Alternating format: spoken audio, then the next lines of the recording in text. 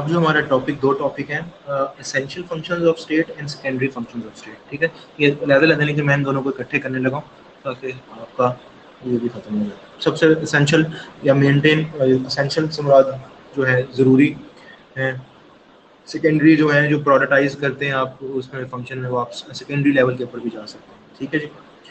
Again جس طرح میں آپ کو ریپیٹلی عرض کرتا ہوں, the highest function, the highest goal, the highest end for the establishment of the state is welfare of the people. ٹھیک ہے, تبھی وہ ریئل پرپز بھی جو ہے ویلفیئر اسٹیٹ کو یہی کہا گیا. اچھا جی, سب سے پہلا جو ہے وہ maintenance of law and order ہے, ایز دا نیم سجیسٹ. پھر ایڈمنسٹریشن آف جسٹس, مطلب دوسرا جو اسینشیل فنکشن ہے وہ ہے provision of justice is a primary duty of government so as to provide conditions necessary for fair play and equality. ٹھیک ہے, کہ مطلب برابری ہو, رول آف لا بڑا امپورٹنٹ ہے, ایک ٹرم ہے جو آپ لوگ کانسٹیٹیوشن میں بھی پڑھیں گے کہ everyone is equal in front of the law, کوئی لاڈلا نہیں ہوتا اس کے اندر. ٹھیک ہے, تو ایڈمنسٹریشن آف جسٹس ہو گیا. پھر کنڈکٹ آف فارن افیئرس, کہ جو اسٹیٹ ہے اس کو جو اسٹیٹ ہے وہ, کیونکہ جس طرح انسان آئسولیشن کے اندر نہیں رہ سکتا اس طرح کوئی اسٹیٹ بھی آئسولیشن کے اندر نہیں رہ سکتی.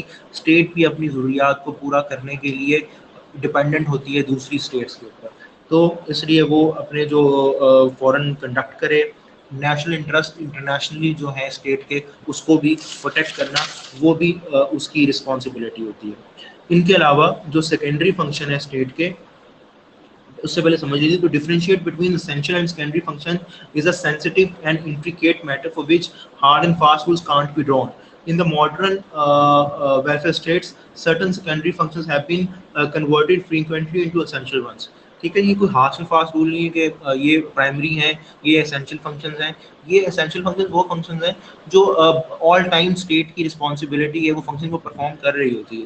باقی جو سیکنڈری فنکشن ہے امپورٹنٹ وہ بھی ہوتے ہیں, لیکن مطلب اگر کوئی ایسی ایمرجنسی کی سچویشن ہے according to as per the situation of the state, وہ essential function core. For example آپ کے ملک میں کیا نام ہے اکنامک ریسیشن آ گیا ہے, تو آپ کی اکنامک جو پلاننگ ہوگی وہ نیچرلی آپ کی اسینشیل فنکشننگ کا حصہ بن جائے گی کہ آپ اس کو اور ان پرائورٹی کریں گے. پھر اسی طرح کی دوسری چیزیں کہ اکارڈنگ ٹو دا سچویشن جو ہے اس کی امپورٹنس جو ہے وہ ایلیویٹ ہو جاتی ہے. لیکن جو اوپر ابھی اسینشیل فنکشن پڑھے ہیں, یہ تین فنکشن جو ہے یہ پرائم فنکشن ہے جو ہر حال میں کبھی بھی سیکنڈ سیٹ یا بیک برنر پہ نہیں جا سکتے, یہ ہمیشہ امپورٹنٹ رہتے ہیں. سب سے پہلے اکنامک پلاننگ, یہ اسٹیٹ کی رسپانسبلٹی, وہ اکنامک پلان کرتی ہے. State regulates economic activity so as to ensure the protection of the interest of the all classes. بعض دفعہ اسٹیٹ منیملسٹ ہو جاتی ہے, بعض دفعہ اسٹیٹ زیادہ انوالو ہو جاتی ہے. پھر سوشل سیکورٹی, یہ بھی اکارڈنگ ٹو دا سچویشن, ہم جیسی جو ایک تھرڈ ورلڈ اکانومی ہوتی ہے, ڈیولپنگ اکانومی ہوتی ہے, اس کے لیے سوشل سیکورٹی رن کرنا اس طرح پاسبل نہیں ہوتا, کیونکہ وہ اتنا اکنامکلی وائبل نہیں ہوتی, اس کے ٹیکس نیٹ اتنا بڑا نہیں ہوتا. وہ جس طرح ہماری میجورٹی آف پاور جو ہے کیا نام ہے بجٹ, وہ ڈیپٹ سروسنگ میں نکل جاتا ہے, جو قرضہ لیا ہوا ہے اس کو واپس کرنے میں یا اس کا انٹرسٹ پے کرنے میں. تو ہمارے لیے یہ سوشل سیکورٹی بھی امپورٹنٹ ایک فنکشن ہے اسٹیٹ کا.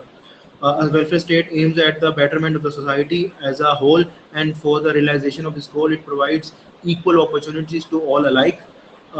Western political systems social security schemes are introduced for the purpose.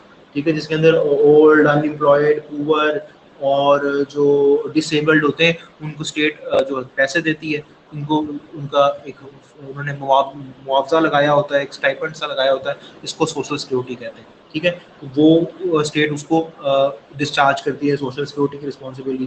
Transportation and communication movement ہے, ریلوے, ایئر لائن, پھر اس کے بعد بلڈنگ آف روڈس, بریجز, اس طرح کا کام جو ہے وہ بھی اسٹیٹ کرتی ہے. Promotion of health and education, یہ دو بڑی امپورٹنٹ ہے کیونکہ یہ ڈائریکٹلی انسان سے ریلیٹڈ ہے, ہیلتھ اور ایجوکیشن. تو وہ ہیلتھ بھی پرووائڈ کرتی ہے اور ساتھ میں ایجوکیشن کے لیے بھی جو کہہ لیجیے فیسلٹیز جو ہیں وہ بلڈ کرتی ہے.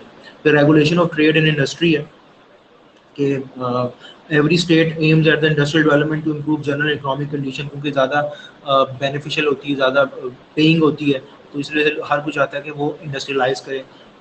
جاب प्रॉफिट्स ज़्यादा होते हैं इसके अंदर.